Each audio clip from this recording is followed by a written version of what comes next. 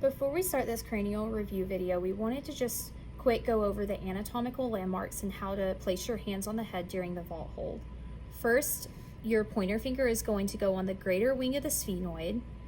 The middle finger is going to go anterior to the external auditory meatus. The ring finger is going to go on the mastoid process. And then the pinky finger is going to go on the squamous portion of the occiput. So anytime that we're talking about strains in cranial, you want to be sure to orient yourself to your patient. So if my patient is laying down and we say that something is going superior, we mean that it's going cephalad or towards the top of the patient's head. So an example of this is if my pinky were to move superiorly, it would go towards the top of the patient's head like that. So that is superior motion of my pinky. If we say in a strain pattern that something is moving inferiorly, we mean that it is going towards the patient's feet. And so again, using my pinky as an example here, if my pinky were to move inferiorly or caudad on the patient, it would look like this, going towards the patient's feet. So this motion here. As you guys have been learning about in your cranial lectures, most of the motion that we're concerned about when it comes to strain patterns is going to be between the sphenoid and the occiput, primarily at the SBS, which is this joint between the sphenoid and the occiput. So, concerning motion in OPP, we always want to think about motion occurring around axes. The first axis in cranial that's important is the AP axis. The AP axis runs through the nasion and the SBS to the opistheon in the occiput.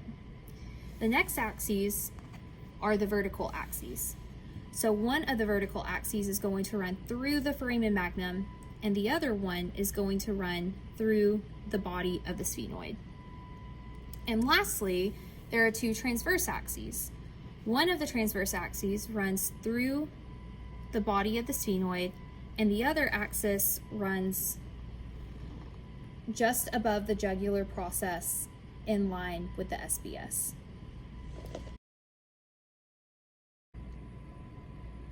So when we're talking about cranial strain patterns, you can either have a physiologic strain pattern or a pathological strain pattern. And the difference is what is happening at our SBS. In a physiologic strain pattern, the sphenoid and the occiput are going to rotate in opposite directions, and this means that the SBS remains intact.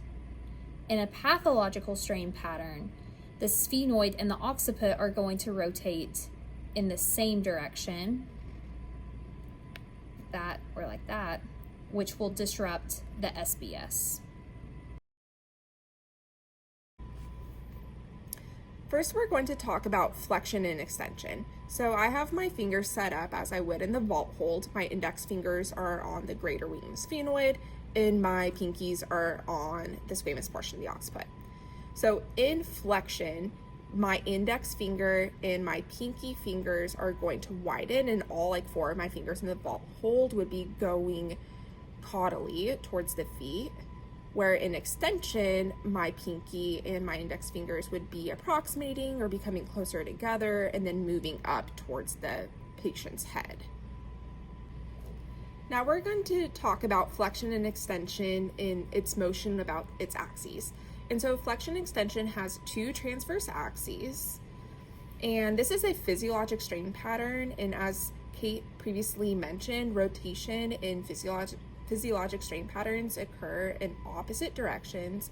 And so in a flexion strain pattern, this is what's going to be happening. And then in an extension strain pattern, it's going to be happening like this. And that's again over two transverse axes.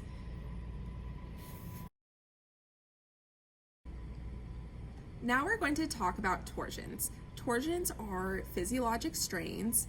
We have one axis, it's an AP axis, and because it's a physiologic strain, the sphenoid and the occiput will be rotating in opposite directions around that AP axis. First, we're going to show the right torsion. So you can see in this right torsion that the greater wing of the sphenoid is more superior than the left, and in a torsion we name it for where the greater wing of the sphenoid is more superior. Now for a left torsion, again, rotation is still occurring in opposite directions, but now the left greater wing of the sphenoid is going to be more superior. For shadow hands for a right torsion, I'm going to demonstrate how that would look. It's going to look like this. So again, in a right torsion, we're naming it right because that's where the greater wing of the sphenoid is more superior. So a question might ask you about like how your fingers are being positioned and how they're moving in that strain. So it's important to understand how that looks.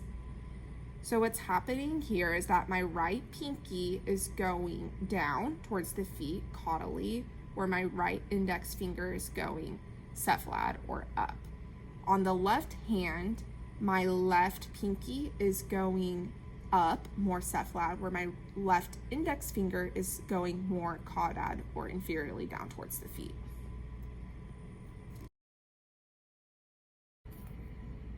The last physiological strain pattern we will talk about will be a side bending rotation strain.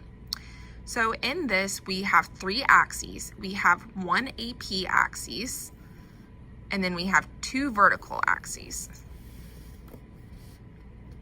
So side bending is going to be occurring around the AP axis. So in this example, we are side bending to the left right now. And then our rotation will be occurring about the 2 vertical axes, like this. Again, the AP axis, that rotation was occurring in the same direction for our sphenoid and our occiput, whereas our rotation along the 2 vertical axes are occurring in opposite directions. This is called a left side bending rotation because that convexity is on the left. Shadow hands for side bending rotation, we're going to be naming it for the hand that exaggerates flexion. So for right side bending rotation, my hands are gonna look like this. So if we remember flexion, our index and our pinky widen, and in extension, our index and our pinky approximated. And so for a right side bending rotation, my index finger, my pinky are going to widen and drop inferiorly towards the feet. And then on my left hand, my index, my pinky are approximating and going up superiorly towards the head.